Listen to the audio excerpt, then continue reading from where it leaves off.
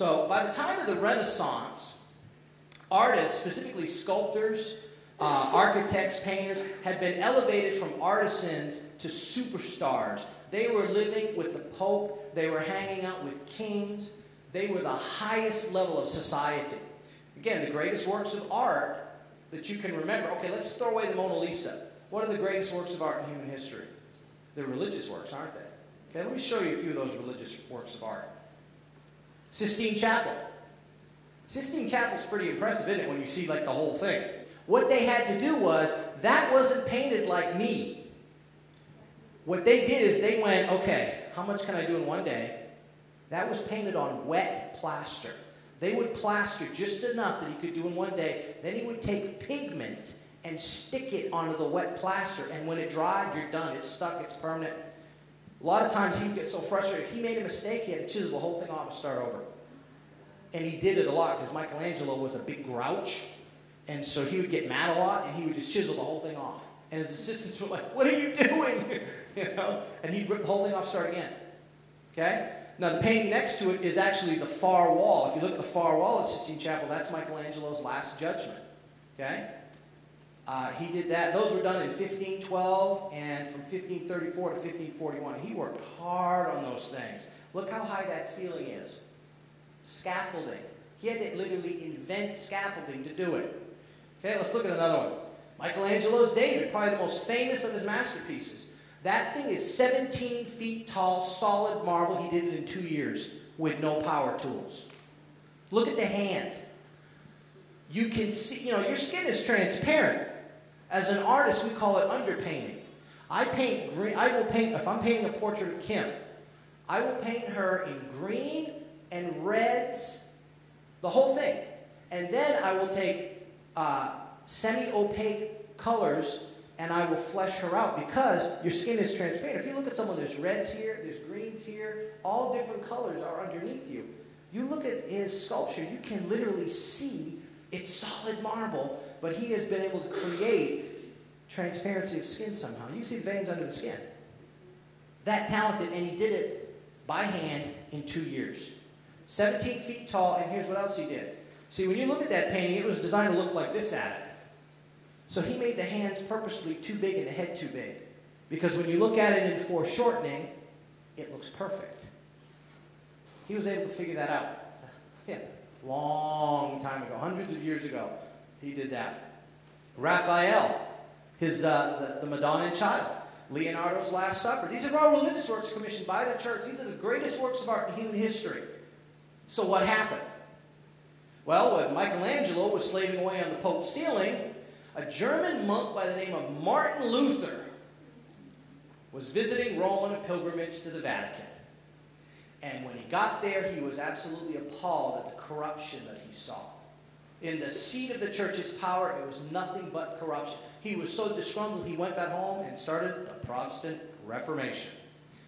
And that was the worst thing that could happen to the artist. Because what happened, within a few years, Luther and his contemporaries like John Calvin, we always hear about these guys and we're like, oh, they're the greatest things in the world. The art world does not see them as the greatest thing in the world, and here's why. They went on a mission, a crusade of iconoclasm. Iconoclasm literally means image breakers. They went around and they destroyed every sculpture, every painting, everything they could find that was in their churches. Wiped them out. Art, if it was allowed at all, was heavily regulated, and music, dance, and sculpture strictly forbidden. A simple faith. Now, the Protestant faith was a simple faith based on the Word of God and salvation through grace. It swept across Europe because they weren't the only ones that figured out the massive corruption that was in the Catholic Church at the time. It was rampant. Okay, so it swept through Europe, the Protestant Reformation. Protestant art was downgraded to basically all you had were these images of landscapes. You would have landscapes. You would have a famous Protestant painting as a woman plucking a goose. And there's a cat at the bottom trying to eat the other dead goose, making supper. Just simple people living their Christian lives in simple everyday life. That's what it was, only thing that was allowed. Okay? At the same time that that was happening, where they were saying to the artist, you can't paint this, you can't paint that, you can't do any sculpture, you can't do this, you can't do that, you can't do this. They even regulated how big a painting could be. It couldn't be bigger than this. Anything bigger than this was idolatry. It was just paganism, okay? You couldn't have any music in the church. We're going to talk about that in a minute. But at the same time that was happening, society started coming up with all these new ideas. Okay? They started embracing science over religion. And this painting right here is a watershed moment. Okay? That is done in 1818. It's Caspar David Friedrich's painting called Wayfarer, or the Wanderer. Okay? Now, we look at that and go, nice painting, guy's hiking in the woods and he's looking at the mountains, right? That's not what that's about. What that painting did was it captured the society's new thought process. This is the first time in Western culture that men started to question their role. They started to question God. This painting represents, it's not man looking at the grandeur of God's creation. That's a man going, I'm so small, look how grand nature is, I'm just a little animal in this. In other words, man is no longer the pinnacle of God's creation. Man is just another small little animal in the vastness of evolution and nature. That painting swept through Eastern society, European society, and people started to make changes. It was a picture, an image that was showing a new philosophy that had come out. Ideas and philosophies espoused by Charles Darwin, you've all heard of him, Karl Marx, Friedrich Nietzsche, Sigmund Freud, Joseph Stalin, and others. They attracted people to their new ideas that looked at the church as outdated, repressive, corrupt. Christianity became nothing more than a millstone tied around our necks, holding us back from evolving and finding enlightenment, okay? And paintings like that one were what they used to show the culture what their philosophies meant. What I find so funny is that all these philosophizers here, Karl Marx, Darwin, Nietzsche, and all that, Sigmund Freud, you know what they invented? Socialism, communism, Nazism. You know, the things that were supposed to elevate us and enlighten us all, what did it do? Caused World War I, World War II, and every atrocity and genocide since. It's pretty amazing. Now, look at that one. Everybody go like this. Isn't that funny? Yeah. That's The Scream by Edvard Munch. You know why he did that? Because he believed all this baloney, and he was so depressed, he wrote in his diary how horribly depressed he was, and how he was walking along a pier, and he was just overwhelmed with screaming. Because he had no hope, and he couldn't figure out why. So he made this thing.